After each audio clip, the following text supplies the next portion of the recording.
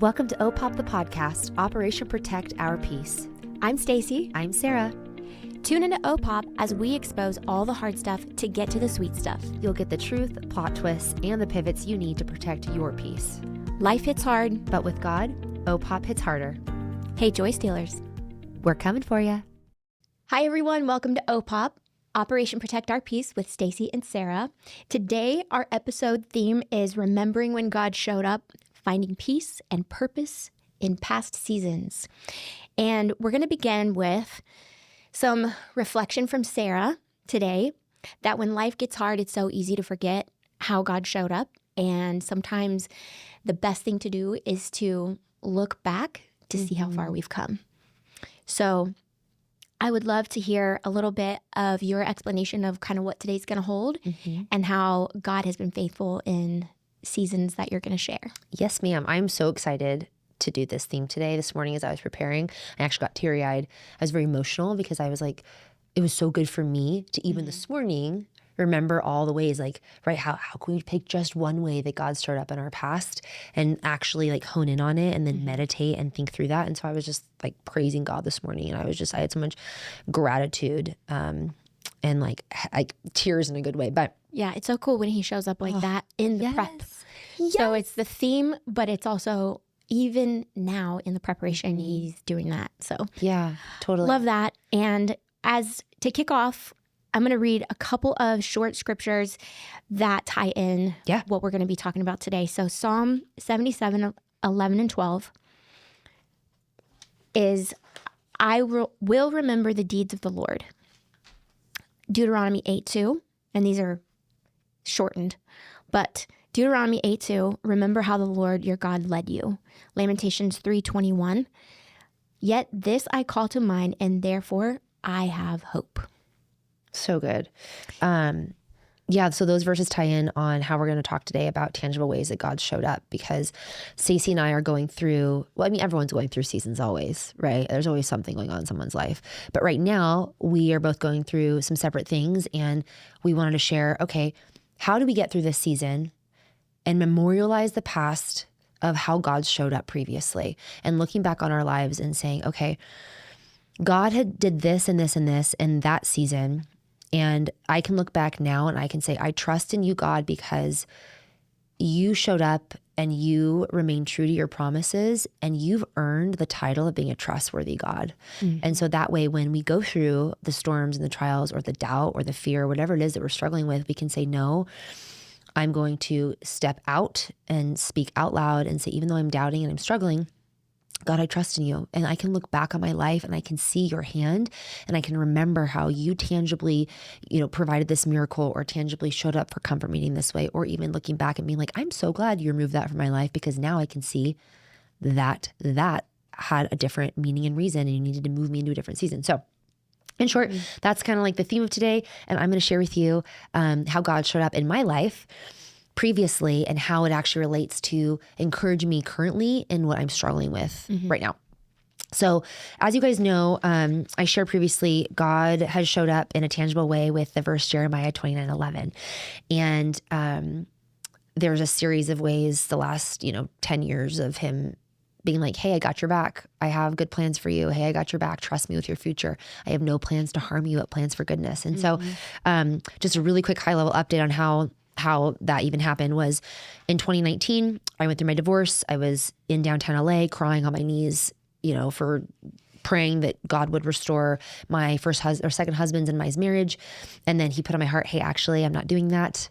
I'm not saving it. It's a different trajectory. I'm going to prepare your heart for the loss. And so then that same day, my sister texted me a verse, Jeremiah 29:11. First time I'd ever seen that verse in my entire life and heard about it and known it. And then a few weeks later, my best friend sends me the same verse. And that was the first glimpse of when it started to show up. Well, then 2019 to 2022, 3 years later, right? 2022. That summer was when I was struggling again, having some doubt and some fear. And then God showed up again through Jeremiah 29:11. And that was through the house church, and through people giving me verses, and people giving me journals and random devotions people would send me where it was Jeremiah 29:11. And so that helped me have a concrete faith and trust in him after that tangible show up in that summer where I got to experience his presence in those ways. And so moving forward after 2022 and going through that pain that summer, when things hit after that, it helped me memorialize and be like, no, think about Jeremiah 29:11. Yeah. God has my back. And every theme, in every season, in every trial, right? It could be finances, relationally, health, and just declaring, okay, no, remember that, remember that, remember that. So circling back to today, I am currently struggling with, well, currently, I guess it was last week. So like, it's been really cool because I have a positive end result to what I was struggling with last week with God's provision again, with finances. And it was because within a week, and when Stacey and I were catching up in the car, I didn't fill you in on this because I was like, we'll talk about it today. But within the week, I found out I owed $15,000 to the IRS because my K-1s were done incorrectly and there were some issues. And then I found out the people that did my basement fraudulently charged me $8,000 and did nothing. So I have to pay $6,500 to fix it, to get the city to approve the permit and approve the zoning before it expires. Then on top of that, there were a few other financial purchases I had to make. And also my sweet tenants who I love dearly, I had told them when we closed the house and they now rent from me that I would do a landscaping project. But by the time they finally got around to giving me the project, it's now.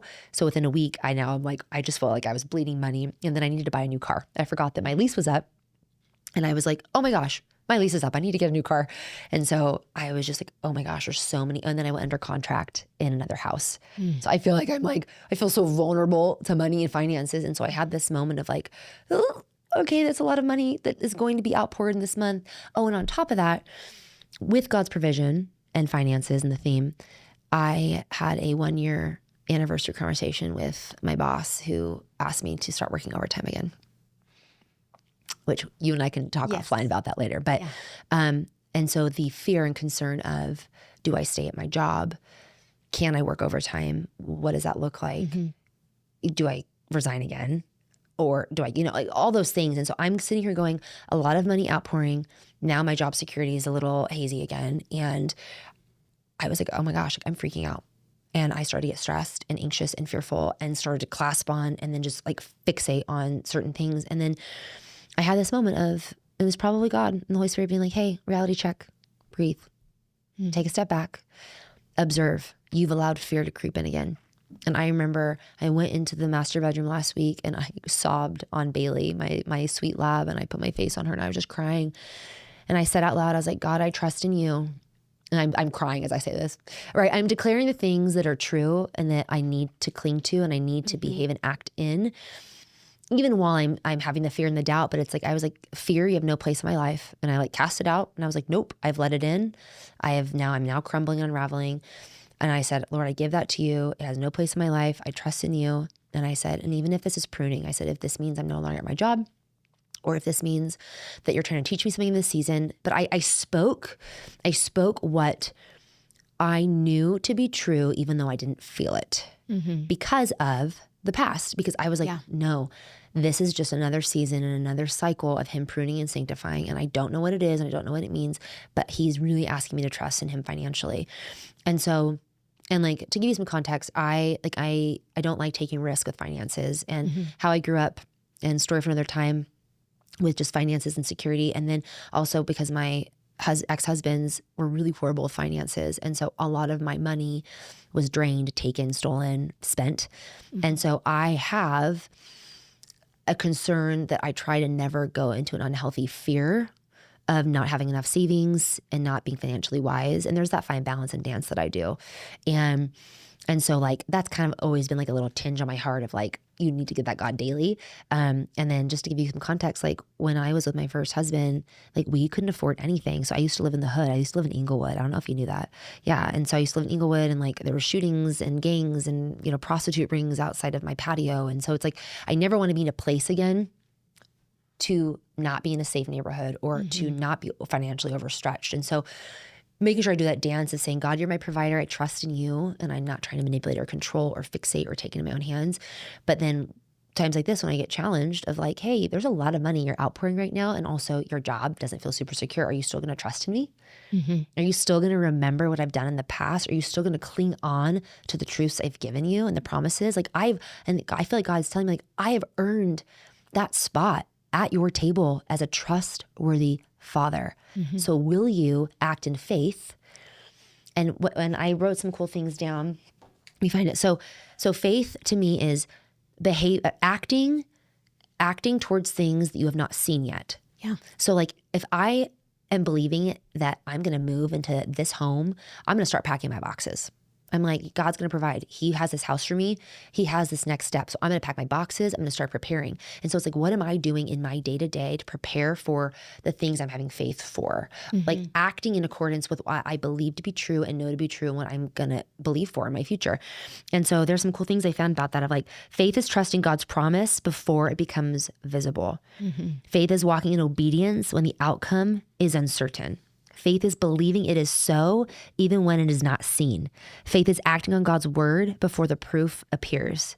Faith is planting a seed today for a harvest you can't see yet. And so some illustrative definitions of this that are metaphorical are: faith is stepping onto a bridge before you can see the other side. Faith is dancing to a song you haven't heard yet. Faith is building the ark while the sky is still clear. Faith is trusting the sunrise will come even while it's still dark. And so today, currently, right, I had this freak out moment and I'm like, okay, nope, reject it. Satan, no right. You can't steal, kill, or destroy, leave. And then within the next few days, here's how God shows up. And I was like, God, you're so good. You're so good. I find out that instead of 15,000, it's only 3,000. Wow. I go to get my new car and I'm with the girls and with my boyfriend's daughters. And I said, all right, guys, let's practice. Cause I'm also like, and again, it's this battle of like, I feel the doubt. So I'm like, declare, declare, declare, say out loud, say what I know to be true, even though my heart maybe not aligns. Like you have a heart brain and a head brain. And sometimes those don't always connect. And I'm with the girls. I'm like, all right, girls. I'm like, what do we do? We're going to thank God in advance. And so we all prayed. And I said, God, I thank you in advance that you're going to give me the car I want for the right price that's financially wise. And so we all prayed. And I'm going in there and I'm like, try not to be nervous. Cause I drove 40,000 miles on my car in 2 years. And it's a lease that was only allowed like 20,000 miles. And it's cause I had a long distance relationship with my boyfriend. South Jordan to Bountiful. It was hard. Lots of driving.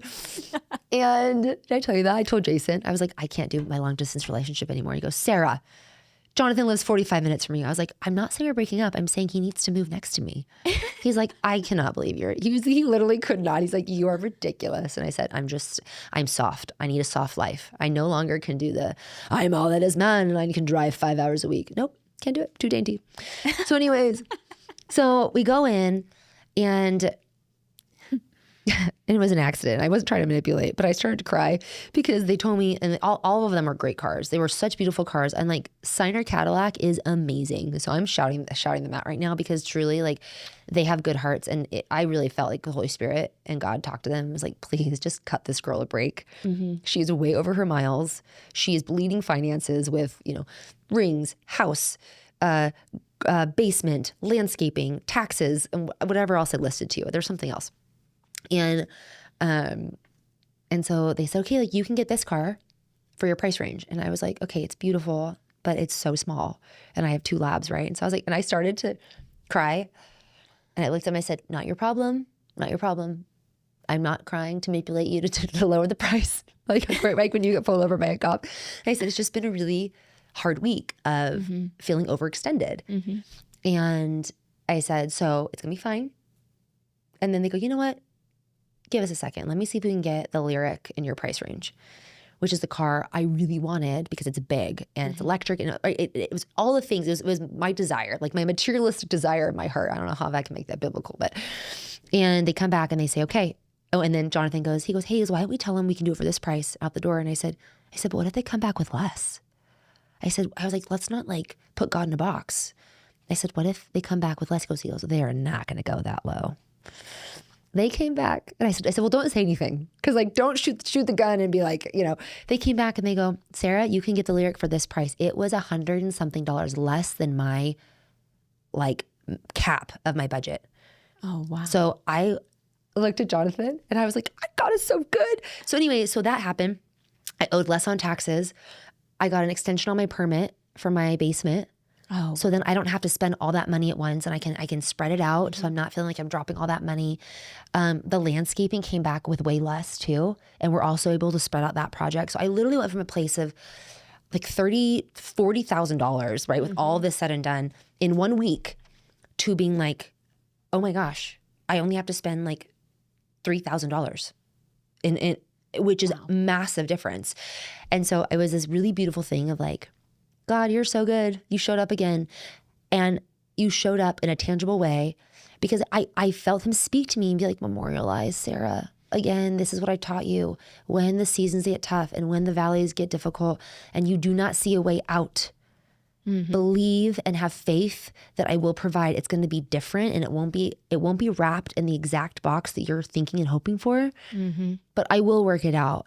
And so that is what I'm struggling with currently, and remembering that, memorializing the past. And what was interesting is with all of this, it was the reminder that it's okay to doubt, but God wants us to doubt and lean in with our doubt to him. So owning and being like, God, I'm doubting, I'm struggling. Help me have the faith. Help me lean in. Help me to trust in you. Help me to memorialize. Help me to remember the past, how you've showed up. And I started to get teary-eyed today as I was preparing because I was thinking about all of the people that God has permanently put in our instruction manual. And I wrote it down so I did not forget. Here's the doubt. Okay. So he has so many people. Doubting Thomas. Okay. Yeah. Thomas doubted. Peter doubted. Abraham and Sarah. Moses. Gideon. The Israelites. A huge people group who he loves and cares for. Elijah. Zechariah. The disciples. And I was realizing, oh my gosh, God gets it. He is not saying, how dare you not believe in me? He's saying, hey, actually, I get that you doubt because you're human. And then I was reminded of how Jesus was tempted in the wilderness for 40 days. And it's the same thing. And it says, so Hebrews 4:14-16, therefore we have a great high priest who has ascended into heaven, Jesus, the Son of God. Let us hold firmly to the faith we profess.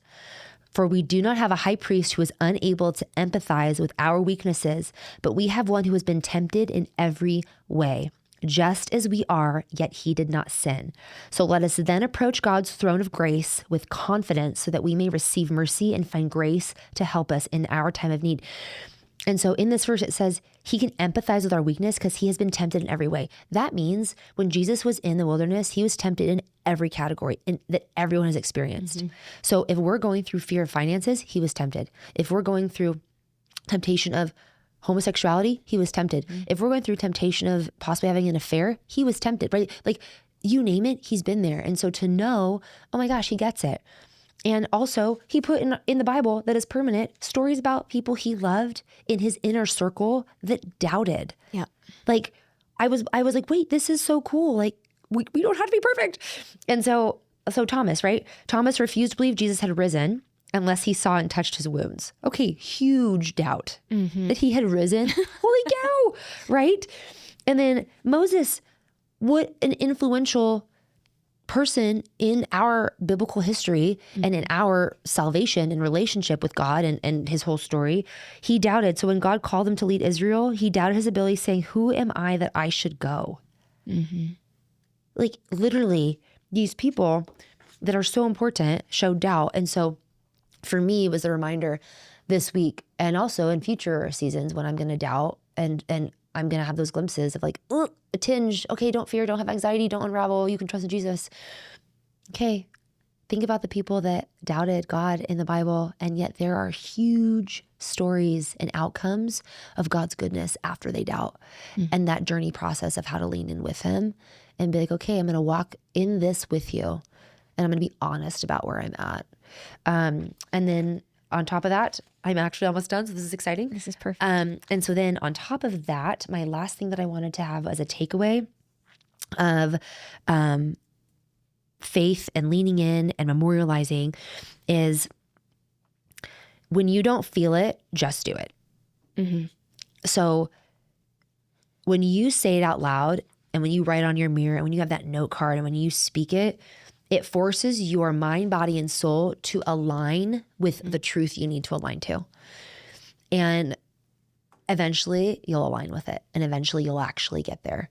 And so that's my encouragement and takeaway of whatever season you're going through. Memorialize, know that it's okay to doubt, but lean in, speak the truth, speak what God's promises are, and take hold to the goodness in your life from the past and allow that to spur you on through that season. Well, first of all, I just want to say, you giving these examples, you do exemplify that.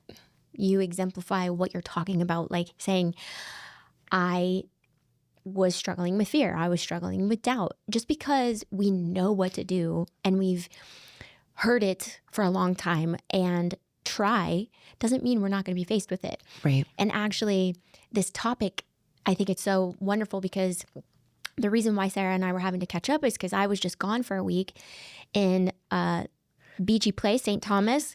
And so when I got back, we had this plan to do our podcast episode. And I said, do you have already a thought about a topic, or do we need to collaborate a little bit? And she had this topic in mind. And it was interesting because on our trip, before I left, I wanted to grab a book because we were going to the beach, and I was looking at the books I already had, and one from many, many years ago by Joyce Meyer called Living Courageously. The whole thing is about being confronted with fear and doing it afraid. And that all these examples that you're just now talking about, I just reread all kinds of stuff about how in the Bible, the reason those examples are there is because we're going to be faced with them too. Yeah. Even when we know better. Right. And it's it doesn't mean, oh, well, you're not very strong, are you? Because you're going to face doubt again or fear again. It's like, no, that's reality. And he gives us the path to have a formula to go through it with him and rely on him. But I just want to say great job, because I know that God used that situation to give you the topics. I know he used the situation to let your light continue to shine, because that's what I'm saying. I watch you exemplify this, even though those aren't easy things. I watch you as your friend live it out. So, and I think our listeners are really going to relate to that, because it brings real life with how faith can be applicable. So thank you for sharing that. Can I share one more thing? Yes. Okay. So it relates like the fear and the courageous thing reminded me of my prayer walk in Daybreak 2 years ago. So when I moved to Utah, partly was because of so many reasons, but I wanted to be able to financially be wise and afford my goals and all the things. And so I moved to Utah, but then I waited a little too long on buying a house. And so the property prices started to increase. And I started to panic. And I was like, oh my gosh, I'm not gonna be able to afford a house. And like, they're already increasing. I mean, one of them went up $100,000 in like 4 months for a townhouse. And I was like, oh my gosh. So when I started panicking, I was like, I'm not gonna be able to afford it, Lord. Like, I'm freaking out and blah, blah, blah. And one morning I woke up and I had a pep in my step. And I really think it was God and the Holy Spirit being like, and we're going to get you out of this. We're gonna spur you on. You can do it. And so I woke up going, I'm gonna do a prayer walk, and I'm going to walk around Daybreak, because I really wanted to live in Daybreak, but I didn't know if I could afford it. And I went and did a prayer walk, and I declared, and I spoke out loud, and I said, God, I think in advance I'm going to be able to move here or live here, because I was living in an apartment at the time. I said, I think in advance I'm going to be able to buy a home. I think in advance it's going to be in Daybreak. And I spoke the truth and the things that I wanted that were the reverse of the fear, right? So instead of saying, I can't afford it, I'm not going to be able to, it was, I can, it will, I trust in you. God, you're my provider. Lord, remove the fear, remove the anxiety, in the name of Jesus Christ, Satan, get out of my mind. And so I did the prayer walk. I then walked into a model home strip, and I placed an offer on a house that I could totally afford in my price range. And it was everything I wanted. And then the day of closing, you ready for this? November 29th, my escrow officer was Jeremiah. 11/29 was the date I closed, which is Jeremiah 29:11. Yeah. And so I got to tell everyone at the table, I was bawling. Wow. Because I didn't know that. Chills. I didn't know that. The day of closing, when I went to go sign, I was like, oh my gosh, it's 11/29. And the guy's name was Jeremy. Sorry, it was Jeremy. It was actually Jeremy. Sorry. So Jeremy. it was Jeremy. Sorry, not Close Jeremiah. enough. But there was something in relation to Jeremiah that was in there, and I can't remember what it was, which I can find later. But I was like, oh my goodness. And then on top of that, my goal and desire was I bought 2 twin homes, and again, like this is coming from. I'm gonna start crying. This is coming from a space of my first husband took everything from me. Living in the hood, living in a shoebox, living in sketch areas with, having to look behind my back in the alley and not feeling like I could ever financially be in a place of provision. And again, trusting in God with that. And then being able to buy a home. And then my dream was, well, maybe I could buy the home next door. Maybe I could make that into multifamily. And then a year later, being able to buy the home next door. And again, God's provision. And guess what? How I bought that was literally rebuking fear. Yeah. I literally was like, I don't know if I can do it. What if I can't get a tenant and all these things? And then when I just went for it and I was like, okay, God, you know what? No, I cannot make decisions in fear. It's one thing to do what's not financially wise. And if God's like, yeah, that's not a good idea right now, or like having like a concern, but like mine was fear-based. Yeah. It's risk and fear-based. And so as soon as I said, no, do the reverse. If I didn't have fear, would I get this house? And I was like, yeah, I would. So I contacted my neighbors and I said, any chance you want to find a renter and sell your house to me? And they said, yeah. So then they were going to find a renter, which was like low risk. And then when I talked to the lender, he goes, hey, actually, you should see if they want to rent it. It's going to be less. So then I say, hey, you want to rent the house? I go, yeah, we close in a month. So now I own both houses. And again, it's not because it's like, oh, look, I have so much money. It's literally God being like, I have your back. I will provide for you. And I think the whole point is he shows up in so many ways. When you're listening, when you're looking, that you can look back and go, even that was a way he spoke to you. And he's going to do that differently for all of us. Yeah. In the ways that he answers our prayers, and the ways that he knows you will understand that was him and that only could have been. Totally. So whether other people believe that, it doesn't matter. These are the ways he spoke to you and showed up. Yep. And that is incredible. Thank you. Thank you for sharing. So that's my memorialize. Think of the past to get through the present. Okay. All right. Your turn. Hey. Miss Tropical Lady. She's so tan right now. When I picked her up at her house, I'm in like a full winter sweater and high boots and a furry coat. And she's in this beautiful romper white ruffly onesie. Like she's on a tropical island. And I was like, wait, where am I right now? She's so tan. With full on tan lines, rocking it. You look great. You look beautiful. I loved it. It was such a little fun, festive greeting. Well, there's a reason for it.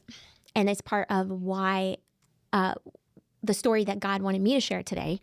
And I got home Wednesday night from my husband and I's 1-year anniversary trip. So fun. And there's a reason I'm in this outfit. It's going to tie into this story. I wore it not just because I just got a nice tan.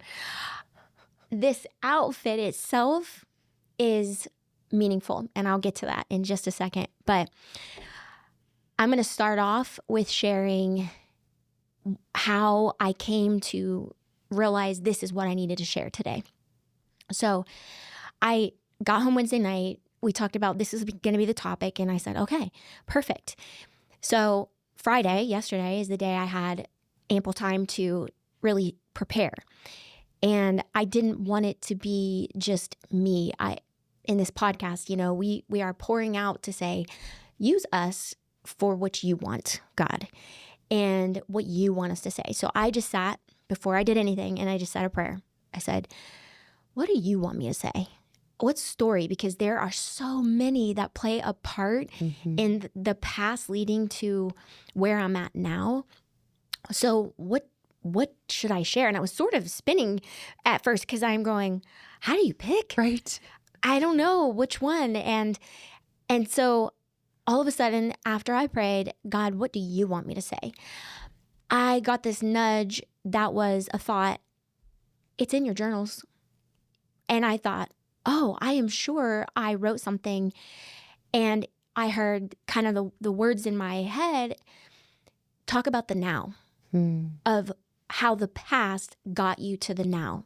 And I thought, okay, I will go in my closet, my office is not finished yet. So I have some bins that have stuff that I'm going to organize, including journals that I keep because of this very thing and the ways that God has worked in my life and looking back to see how he showed up now.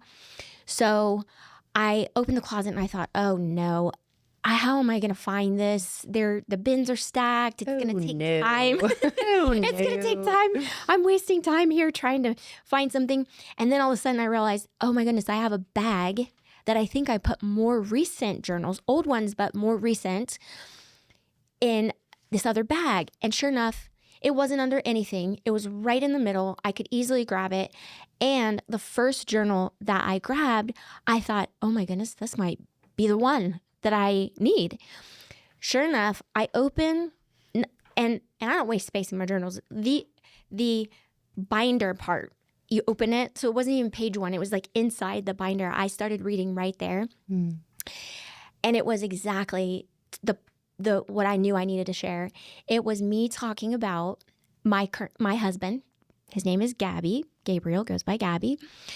And we, as I mentioned, just celebrated our 1 year anniversary married, 3 years together. And in the journal, it said, I woke up today thanking God for waking me up. And I woke up with gratitude. And then it said, and the next thought that popped in my mind, and this is written, was hope. And then the verse popped in my head, hope deferred makes the heart sick. And then I knew that verse, but I couldn't remember where it was exactly. So of course I put it in my phone. Where exactly is that verse, hope deferred makes the heart sick? Because the opposite is true. I woke up thinking about gratitude, and I woke up thinking about hope and why it's so important. And I knew that part of the verse, but I didn't know the second part of the verse. So I flipped to the page in my Bible, and this is all written in my journal, and it's Proverbs 13:12. Yes. And what follows, hope deferred makes the heart sick. It then says, but a longing fulfilled is the tree of life. And so I read it that morning, and this was December 5th, 2022. Okay, so it's 3 years ago. And this is how it blew my mind that this was our topic. And I'm going, oh my goodness, in preparing for this, you're reminding me how you showed up all these years ago, that you had to use all of that to get me to the now, but you're going to have me share from 3 years ago. So I shared that much because he was like, and that's what you need to share, how you met Gabby and how all of that you shared in episodes prior to your stories and the hardships and all of that, they all had to happen. And it led to the good things now. And so I'll start in reverse, but it got me ready for the now. So my husband, Gabby, a million moving pieces of how that all came to fruition. So the reason I'm in this outfit is because October 15th, 2022 is the day I met Gabby, and I was in this outfit, and I was like everything, these earrings. The only difference is I have on my wedding shoes. You should kick them up. You can see if the video can capture it. Oh, I don't know if I can do it. Okay. So if you're listening, you're going to have to go to YouTube or one of our ones to see what I'm in, because it is in itself how God showed up in my life. And it's a constant reminder to me. Again, we spoke about, he speaks to us in different ways. Yeah. This is a reminder of what God has done in my life. So, all right, I'm going to start with how this kind of led. So first thing that happened in this story, backing up, it was the decision to move from Ohio to Utah. Now, I moved to from Ohio to Utah for a different relationship, and that was my second marriage. But I knew God asked me to move here. And so I could have made a big stink about that at the time and said, no, I'm not leaving. You can come here, and that's going to be how it is. But I knew for a fact God had said that to me. And it had to be that, because there's no way I would have left. Right. There's no way I could have done that or would have done that and left my closest friends and family from from there to go all the way to Utah, having no connections whatsoever, no people I knew there. But I see now again how that had to happen, because at first I was crushed when that marriage ended, and it was tragic because I thought that was the reason, and I thought it was going to be a good ending and a healthy situation, and it wasn't. So at that time, my hope was deferred for sure. I was crushed. I was weary. I was like, what the heck is going on? I saw this going so differently. Yeah. But what God told me back then, when none of that made sense, was the two messages he kept giving me was wait and stay. And that wasn't for the marriage. He meant in Utah. Right. So he needed the you marriage here. ended. He needed to move you here. Exactly. So, and I got that journal out, and it's 2022.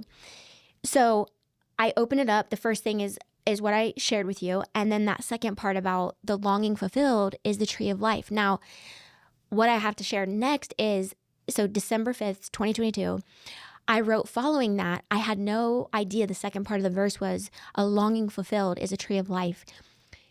A couple days prior to that, Gabby had taken me to, at Christmas time, because it was December, there's a lit up tree in Utah, and it's called the Tree of Life, and it is magnificent. It is all white lights. There is not a spot they miss on the tree, and it is so cool. So we had gone there just for a date night, and it was 2 or 3 days prior to me writing in my journal and not realizing that verse. And I realized Gabby is my longing fulfilled. That's part of it. And so that's why God's like, share the story how you met him, because that is your longing fulfilled. And it's not just about the guy. It's how I was working this all out for your good and how I had you, because I knew that was the longing of your heart. I knew that you were struggling. I knew you didn't want to give up. I knew you had a lot of love to give. And I had you. Tears me up. So that is what I opened this journal to. Okay, so fast forward. I'm going to share a couple songs too, because I had written a poem called Hope Deferred. Yeah. And I ended up writing it. So I got the title. I always get the title first. And I ended up writing it in January, but I wrote the title right then to say, I'm going to come back to this and write a poem called Hope Deferred. So I'm going to read that at the end to wrap up my episode today. I want to share it because, again, it ties in now 3 years later how God showed up. Even preparing for this, he's like, oh yeah, by the way, I'm going to put Sarah in your life. And oh yeah, you're going to say it on a podcast, and it's going to help people. And your story is going to be a reminder how I showed up, and it's going to give people hope who are feeling how you used to feel. It's not about the perfect life. It's about, and part of it was, well, why the heck did I have to go through that whole path to get here? And even that, I'm like, you showed up because you knew I needed to understand a lot more people. You knew that you'd bring me through.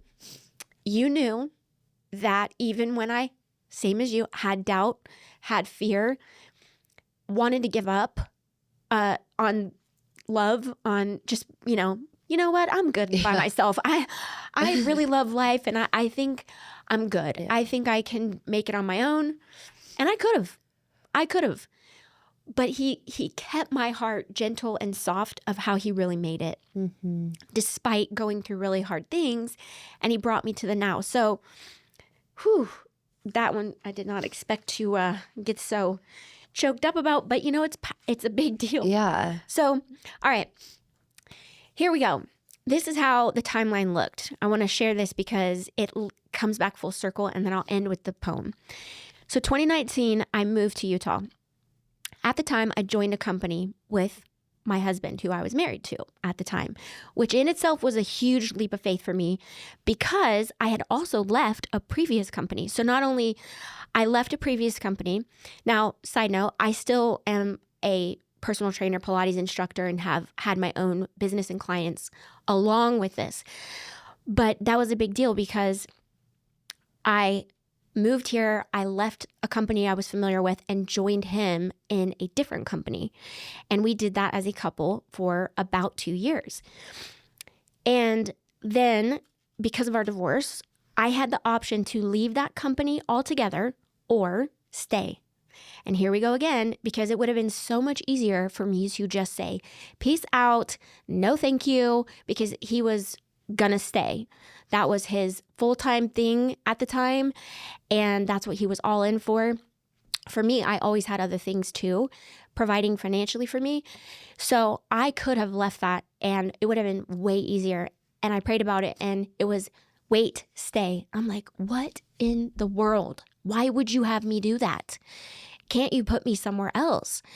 And so anyway, I did that. And part of what I've learned in the prep for this too of how God shows up is when he asks you to do something, I don't need to know the 3 years from now answer.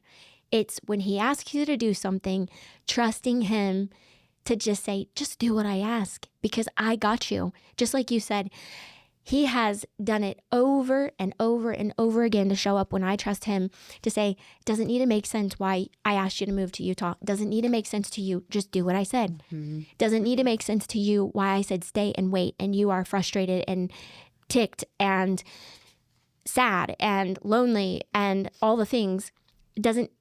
You need to know I got you and it will make sense later. And there's a quote from a dear friend that I have that is, life can only be lived forwards, but understood backwards. Because you look now and I can look back all these years ago and be like, wow, now that makes more sense as to why that had to happen and why that had to happen. And even though it sucked, certain things, I see his hand in it. And maybe the biggest point was that he was preparing me. He was making me stronger. He was helping me understand so many more people so that they know maybe to specifically provide hope. Maybe that's it, you know? Yeah. And so I took a lot of flack for staying with that company because even though I did it above, board, went to corporate, said, hey, we're getting divorced, I cannot stay linked to him. I would like to stay. And so what are my options? It was, you can pick a different group to be a part of in the company, but you can separate from him and that group and go start fresh. And I thought, okay, well, I guess I'll do that. And it's so cool because God put a friend named Lindsay in my life from the former company. She too came to this second company, but she was in a completely different section, different part of the company.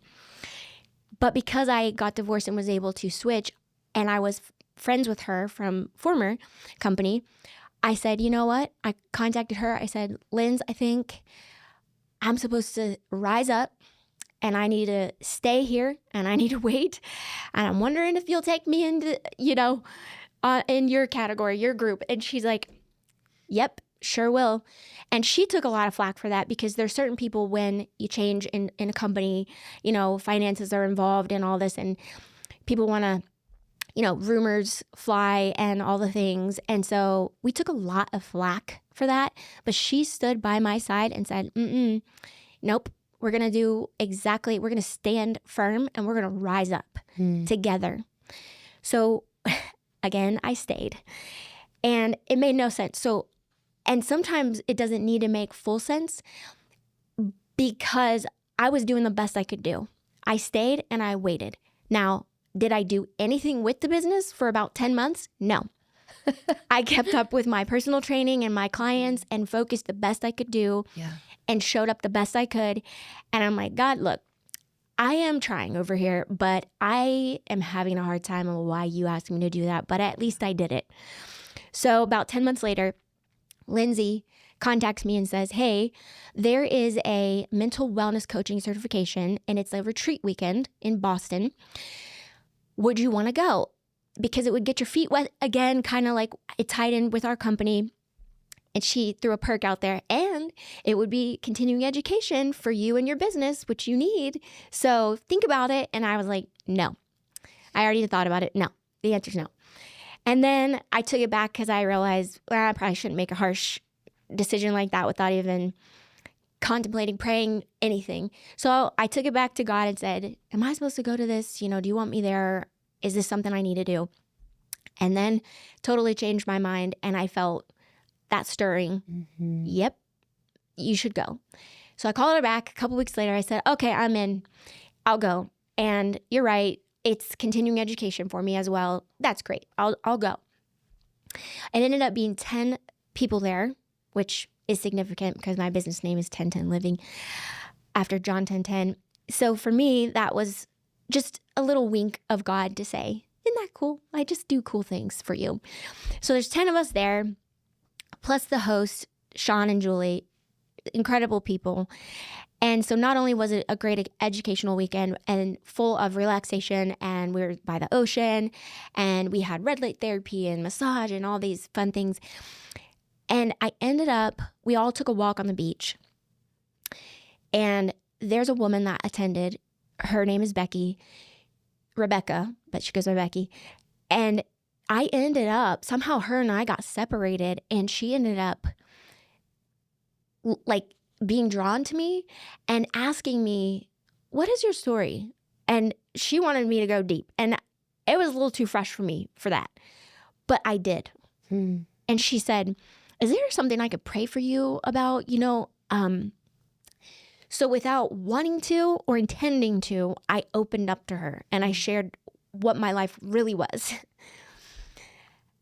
And looking back, I'm going, why did I even tell her all of that? Like, I was supposed to be getting away from that weekend. But I did. And she ended up saying, what do you really want me to pray for? And I said, I don't want to give up. I don't want to give up on love. I want to be married. I want to love somebody so well. I want to have a healthy marriage. I want kids one day. I actually do. And I don't think I've said that out loud. And she was laughing, but it was like God put this angel friend in my life who I just met. And she said, I am going to pray for you right now. So she didn't say like, oh yeah, I'll go home and pray for you. She said, I'm praying for you right now. And we are praying for the desires of your heart, or you could also say the longings of your heart. Proverbs 13:12. That's amazing. And she prayed over me and she said, God, we are praying that you will bring to life exactly what Stacey just said, because those are the true desires of her heart. You have brought her here. You will not stop until your work is complete and finished. And this was just one, Gabby's just one piece of it, but it's a big piece of it. So fast forward, the next morning, a girl at breakfast says, so you guys are going to be at conference, right? For our company. We said, yeah, no. Because for Lindsay and I, this was our step forward. We're like, nope, no thanks. That's a bit too much. No. And it was going to be in 2 weeks. And it was in Utah, where I live. So she said, Stacey, and this was her words, she said, screw him, meaning my ex. Do not let him control you anymore. And she also had been through really severe domestic violence as well. And mine was, she really, really got beat to a pulp. And she looked at me and said, I have extra tickets. People have not confirmed. So now, where there were no tickets, there are tickets. And I'm giving it to you for free. You need to get your butt there. And I was like, no. Well, that night, again, I prayed and said, oh, God, do you want me to go? Because I really didn't ask. I just said no. And overnight, the next morning, I woke up with a strength, a passion, and it was completely flip-flopped. And it was, not only am I going, I'm going to accept her gift. I need to be there. I don't know why, but I need to be there. So I tell Lindsay, and we are looking at each other at breakfast, and I said, Linz, you know how I said absolutely not to go into conference? And so did she, because she had gone through her own journey of difficulties in the business. And for us both, we were using it as kind of like, go us. We did this retreat, and that's going to be our spur on to rise up together. And yeah. And she was also like, no, I'm not going to the conference. So that morning I said, Linz, I'm going, and I need to be there. And she goes, oh, shoot. Well, if you're in, I'm in. And she lives in Wisconsin. So she in 2 weeks, booked a flight, came out with me. So we did go. At the weekend the conference was, I was house and dog sitting. So she came. They were like, yeah, that's fine. Your friend can come with you. That's no problem. So she stayed with me there. And so it was a Friday, Saturday event. So day one, we show up and we're like, yeah, look at us rising up. And we had said, because before we had known all the corporate people, well, a lot of them had changed. So because we had not really been diving in, we didn't know them. Me, really, none. She kind of did. She kind of stayed connected. I was not at all. So I didn't even know names of any new people. Well, day one, I said, we should try to make it our goal to meet all the corporate people this weekend and just get back in there and introduce ourselves and say, we're back. She's like, okay, let's do that. So day one, I hear a speaker, Gabby Sanchez, and I looked at her, and he came out to Latin music and did a little dance, and I love Latin music and Latin dancing. And I said, oh, that's Gabby Sanchez. When I saw that in the program, I expected a woman, because my best friend, one of my besties' little girls is Gabriella. She goes by Gabby. And so I just pictured a female, and out comes this man, and he spoke. And I said, oh, that's funny. I said, you know what? If we get to meet him this weekend, my question for him is going to be, do you actually know how to Latin dance, or was that just for show? And she goes, okay, well, great. You do that. Well, day one ends, and we're leaving. We're in a hallway kind of by ourselves, walking to our car. And here comes someone walking towards us. And I was like, wait a minute, isn't that Gabby Sanchez, the speaker? I said, oh, here's opportunity one. We got to meet him, because this might be our only chance for the weekend to check that one off the list. So he is in a hurry. He comes up, but I said, come on, we got to go and just say hi. So we go over. I say, hi, I'm Stacey. This is Lindsay. We just wanted to meet you. We're back in the business, diving in. And so great to meet you. And he was out to put a fire out. So he had somewhere to be. So it was really 10, 15 seconds, and that's it. But we high-fived and said, all right, got one. So then that night, her and I went Latin dancing. The next day, Saturday, I had this moment of doubt. Day two starts. It's a conference. And I was sitting there, and I saw my ex, and he walked past, and he walked up to the front on the left. And I had this moment of fear, doubt. I started to be like, why did I come here? This is stupid. Why am I doing this to myself? And then, right then, the people I was house and dog sitting for, the guy calls me, and he goes, hey, the dogs got out, and they're in another country. And I'm going, what? And their dog could open the door. Well, I didn't know that. And the dog, they got out, and they're running the neighborhood. So I said to my friend, you stay, I'll go, I got this. But it was the most beautiful, freeing moment to say, when I was about to throw the towel in, God gave me a moment of peace. He said, get in your car, drive to Park City, go get the dogs, take them on a walk. This will be our time. Another way God speaks to me is rainbows and eagles.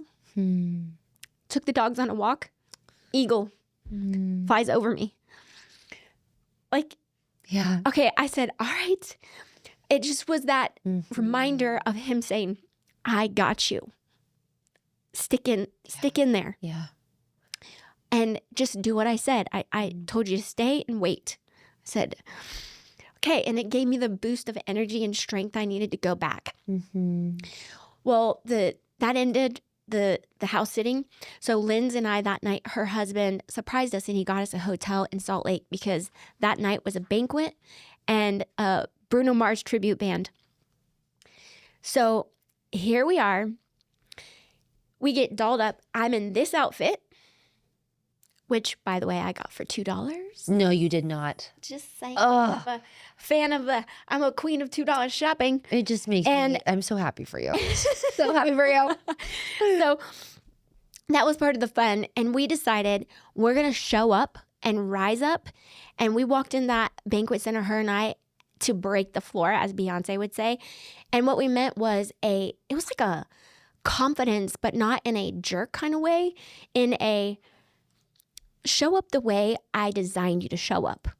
Stop thinking about anything else or anybody else. I told you to be here, so show up in who you really are. So we both were determined to do that. So now we go, and we've got me, Amy, another friend, that's Key, and we're out on the dance floor. And Gabby was out there. Oh my God. Other corporate people were too, but he was out there. Is this at the Lake Effect? Nope. No, Okay. This was at where they had the dinner and banquet and everything. Like Effect's another story. Got it. Yeah. Okay. So all that to say that his story is that he saw me, he thought we made eye contact and that I was smiling super big, which I was because I love dancing and we were out there dancing. And he saw this moment where there was literal light, like a white light. Plus I was in this white outfit. Highlighted. God was highlighting you to him. It was the first time he had ever seen me, even though we met for 10 seconds the day before. So good. He saw me. So the whole thing ends. We are outside leaving to go to our hotel. And here comes Gabby Sanchez walking towards us alone, corporate, president of the company. And here he is, comes up to us. And I nudged my friends. I said, guess what I'm asking him? She's like, no, ask him something smart. I said, nah, I'm asking him what I said. So I said, do you really know how to Latin dance or was that just for kicks and show? Yeah. And he's asking me, what do you mean? Because he's Mexican. And so he's thinking, of course I know how to dance. What do you know about Latin dancing? So I challenged him right there to dance with me. And he said yes. And we danced to La Bachata. And now, fast forward, we have been together 3 years. We are married. And all of that to say, God is amazing and how he works and how he deferred my hope into the longings of my heart and brought me life. So I'm going to end on this note. I'm going to read the poem, and that's where we'll wrap up. Written January 28th, 2023, 10:54 a.m. What does it mean that hope deferred makes the heart sick? When hope is crushed, so is the heart, to the point that the ticker can lose its tick. So then hope also directly affects the heart. Maybe as we learn how to wait in peace, the delays will shock the rhythm with a fresh start. When the wait is over, a longing fulfilled or a dream come true, hope also represents the tree of life, a symbol of wisdom, strength, stability, and protection for me and you. Hope itself is the symbol of Christ's love, the vine to its branches offering life to all. We cannot live fully without it, even if the seed of hope right now is small. If the faith of a mustard seed makes mountains move, what if we plant the seed of hope? Maybe we'll see joy, peace, power, and love improve. What if we all defer to being hopeful, as full of hope as we can possibly be? Until you make a way, God, let hope be all that we see. Finished 11:59. So I'm going to end on that and just how I got so emotional about this because even prepping for it is just God going, wow, I got you even now. I'm reminding you in telling this. That's why I got so emotional because I'm going, I was trying to prepare for this and you're going, yep, I'm still gonna show up. Show up again and again and even in how you share this story. So That's Oh, thank that's why I just was like, I have to wear this. Absolutely. Absolutely.